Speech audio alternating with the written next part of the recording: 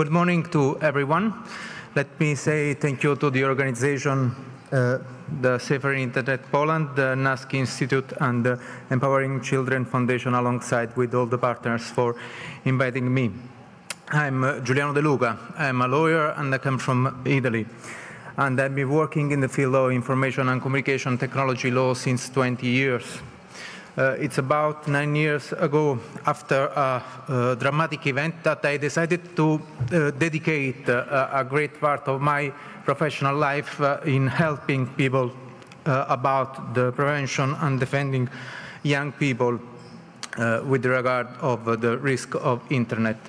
This led me also to be appointed as legal expert by the Italian Safer Internet Center until last July, when the project ended. And let me say that I am honored and proud to be here, because whenever it's possible to do something to tackle online violence, I am always ready to give my contribute. This time I've been asked to discuss on how school can prevent and tackle online violence. I am a lawyer, so of course the first word that come into my mind are rules and laws. I know that I don't have so much time. I come from Italy. I come from Italy that has a great tradition about law. Just recall about the Roman codification. I studied law at the most old public university all over the world, that was founded 8 centuries ago by Frederick II in Naples. That's why my country is considered the cradle of the law. But may seem funny or strange, somebody added a second part to the sentence. The law felt so comfortable that it fell asleep. It may sound like a joke, something funny, but it's very important for me to let you understand what I'm going to say in the next few minutes. When we talk about technology, in this sentence there is a grain of truth. Because, you know, my role is complicated. Because on one side I have the law. The law is very slow. The law is something that apparently is well defined. On the other hand, we have technology. I used to call technology as a wild horse that runs very fast. A wild horse that doesn't want to be confined within a fence. And so this is a very big challenge. And there is the risk that sometimes you create laws that will fall asleep and will fail to fulfill its role. And we must avoid this risk at all costs. Anyone who thinks that it's possible to adopt very detailed rules that are universally valid is making a big mistake and is already losing the game.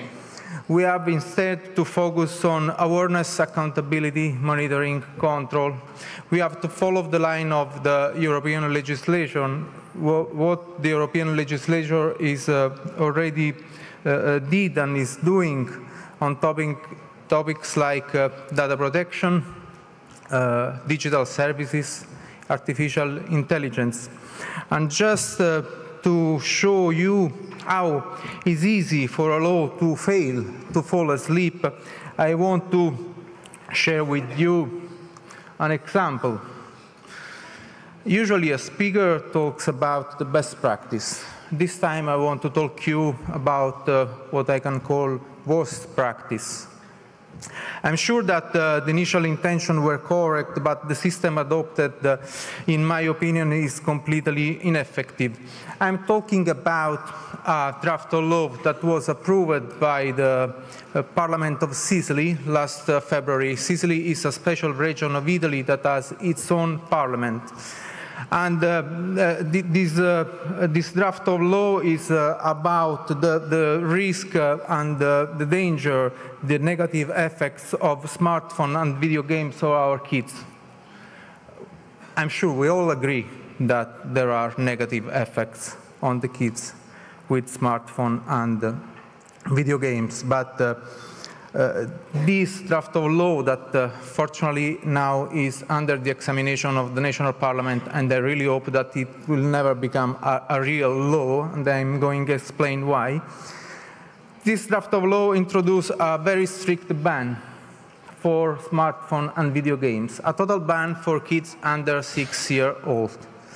Then in the range between 6 and 9 years is allowed just a maximum of 1 hour per day. And in the age range 9–12 years old is allowed a maximum of 3 hours per day. You know when the ban is valid? Always. You know where the ban is valid? Everywhere. So also in the private of your house. Also when your kid is on your couch. And if it's not enough, I can say that the timing is permitted only under the direct surveillance of at least one parent. I say somebody that already says, oh, it's crazy, it's crazy. And if it's not enough, this draft introduces a fine in case of violation that range from 115 till 500 euro. And again, if it's not enough, there is an obligation for anyone that is aware of breach of this law to immediately inform the authorities. It's not a joke. I can give you the official document if you want. You understand, this is exactly a kind of law that will fall asleep, that fail at all. It's absolutely impossible to do this. Okay, let's imagine the scenario. I'm at a restaurant and I see another family close to me with a small kid playing a video game. I have to take my smartphone and call the police. Come on, it's absolutely ridiculous. We don't need this. The problem probably is that this draft was written by a pediatrician. Nothing against pediatrician. My father is a pediatrician. My sister is a pediatrician. But probably they have not enough skill besides the medical field, the clinic field. It's here that we have to understand that synergy is very important. When we have to do something like this, we have to create a table, a board where we have a doctor, a lawyer, a teacher, a psychologist, a IT expert, a sociologist, a pedagogist. And the most scary thing for me, can I have water? The most scary thing for me, water, is that the author of this law released an interview to a newspaper and said literally, I am aware that it will be very difficult to implement this law, but was needed a bell alarm. I can't agree at all. I can't agree at all. You are a legislator. You are not an ONG. You are not an association. You have to realize an effective law. We don't need any bell of alarm. I have a bell of alarm, and I want to share with you. Please stop and avoid.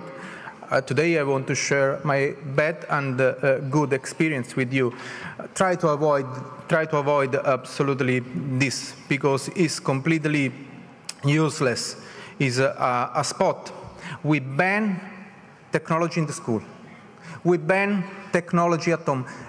Sorry me, but where the kids have to learn how to deal with technology? Then they get involved in sextortion, in sexting, in revenge porn. Of course, I'm an attorney. You don't know how many people I have to help because they are scammed online. I teach at university. I have some students at university that are not able to send an email. This is very important and is not solved and fixed with this kind of solution. Going ahead because I don't have so much time. I move on. The Italian law on bullying and cyberbullying, and is strictly connected with the school. I've always thought that school is very, very important in this field because our kids spend most of their time in the school, and in the school they express their self. The school is the place where it's possible to intercept some elements that we parents can miss.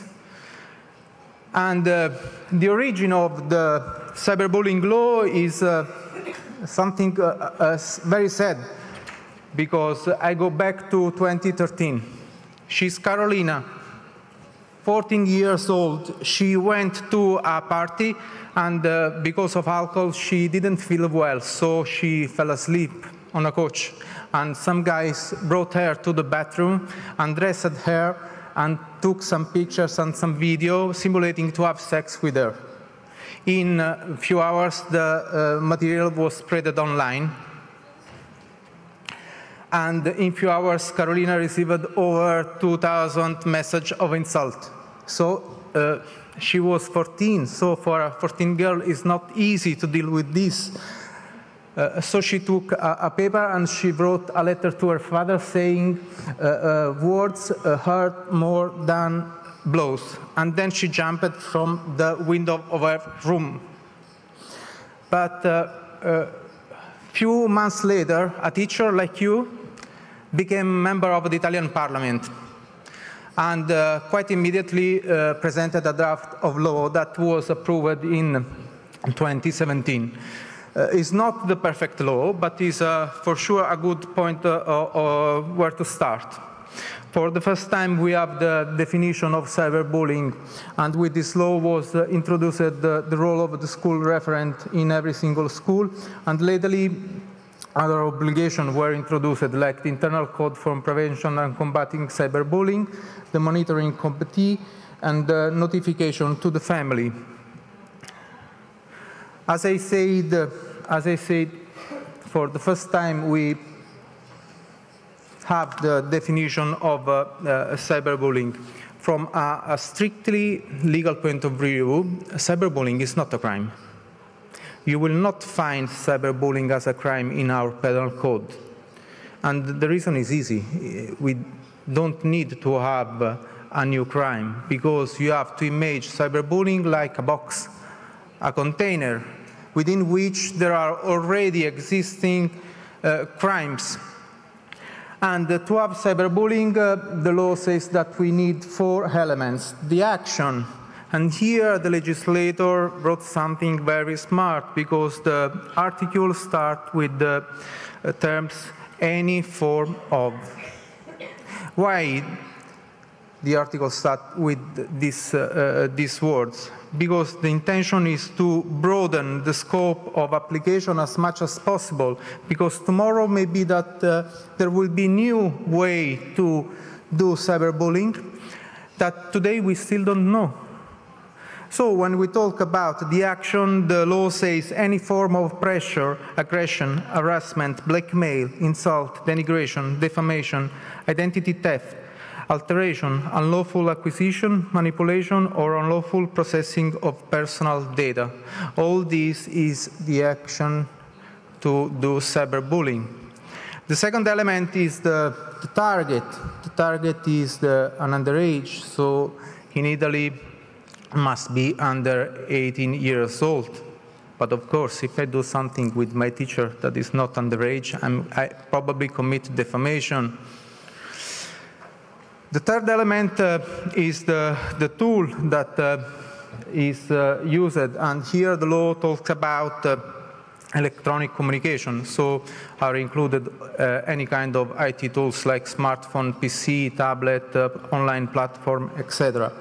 And finally, there is the purpose that must consist in isolating, harming, or ridiculing a minor or a group of minors.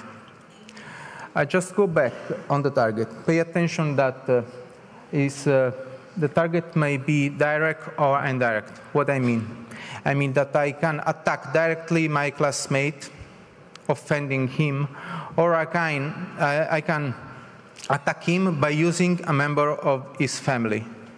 For example, because I talk about the fact that his brother or his sister has a mental issue, or because the father of my classmate is in prison, or because the color of the skin of the mother of my classroom is different.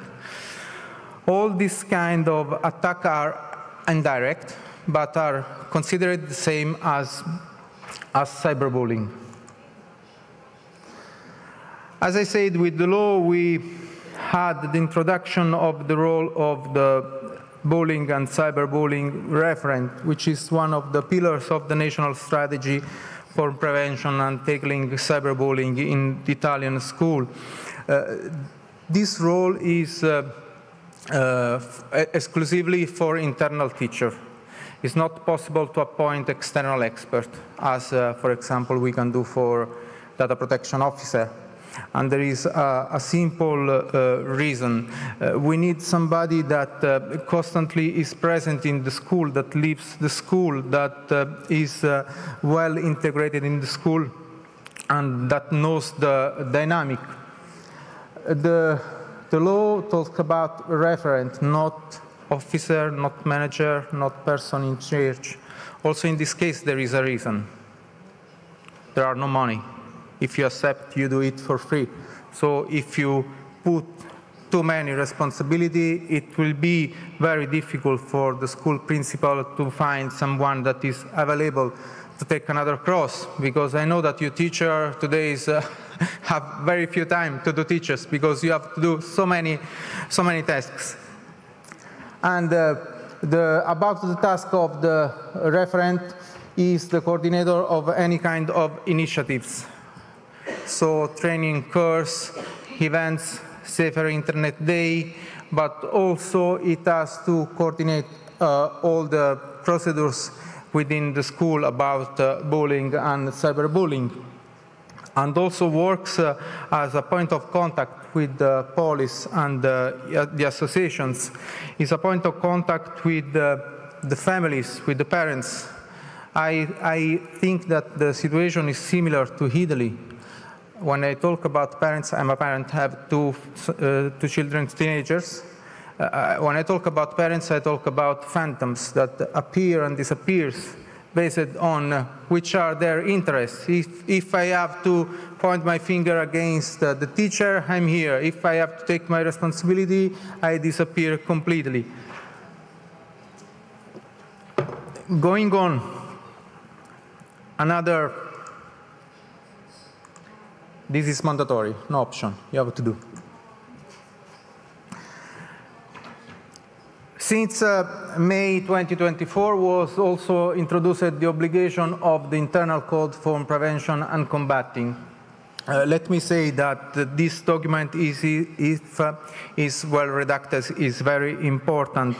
This is not just a formality or a piece of paper destined to gather dust on a shelf. Schools are more and more like small companies, in competition ones against the other. So if there is something you have to do because it's mandatory, let's do it in the best way. And let's put on your jacket the badge that you are working well. Very briefly, the content of the internal code includes the definition of bullying and cyberbullying that must be very clear, and the roles that are involved on episode of cyberbullying. It must recall the law of reference, besides the law about cyberbullying, also all the crimes that can be committed with cyberbullying. Must set all the procedures to report and to deal with the episode of cyberbullying. Anyone inside the school must know how it works. Disciplinary sanctions. It's important that there is the perception that there are sanctions, but we don't need any punishment. We have to find a way to recover the situation, because you know, when a kid put in action something like the cyberbullying, there is a problem, he needs help, and is not guilty of anything. He just needs help. And then protocols and forms layout that can be used by the teachers, by the parents, by the students. And this document must be spread everywhere, online, must be known by the teachers, the families, the students. Again, it's mandatory. Here we come to a more complicated situation, because since last May, with the new version of the law, was introduced the obligation of the monitoring committee, and let me say that after over one year, 99% of school is still waiting to adopt this, because it's not clear the real importance of this board. It's just considered another burden, another piece of bureaucracy inside the school. But let me say that when I deal with school principal, I say it's mandatory, no way, no option, you have to do it. And for me, is the very important instrument for the school. And let's do it smart, because the law just requires you to institute a monitoring committee composed by the school principal, representative of the students, parents, the teachers, and eventually external expert. I'm sure that if you look, if you search, if you open a call, a dialogue with parents, you will find among the parents of your students an attorney, a doctor, a sociologist, a psychologist that is available to participate. There is written nothing about how many often does it mean. You decide. Just 2 times every year, it's okay. In November and in May. What you do with this board? You analyze, you monitor the situation, you analyze the data, the report. If everything is okay, you just write down a document to show how it works. But if there are some problems, it's here that you can find the solution all together with the synergy I was talking before.